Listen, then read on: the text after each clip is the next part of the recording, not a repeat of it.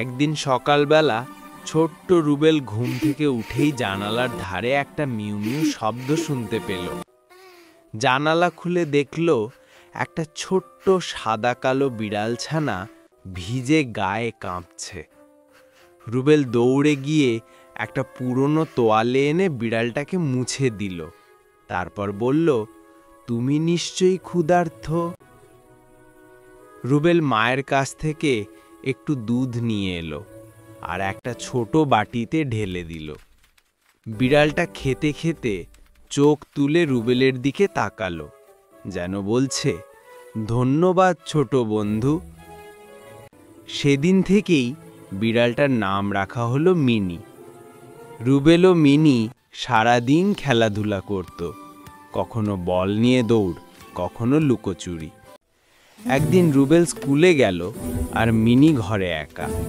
তখন হঠাৎ একটা চড়ুই পাখি জানালা দিয়ে ঢুকে গেল।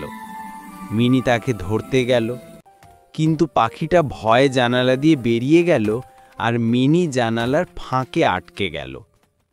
স্কুল থেকে ফিরে রুবেল যখন মিনিকে কাঁদতে দেখল, তৎক্ষণাৎ ছুটে গিয়ে তাকে মুক্ত করল।